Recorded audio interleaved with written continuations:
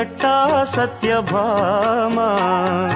బంగారు గిన్నెలోని పరువాల పాయసాలు నీకే ఉంచా నేను పోకిరి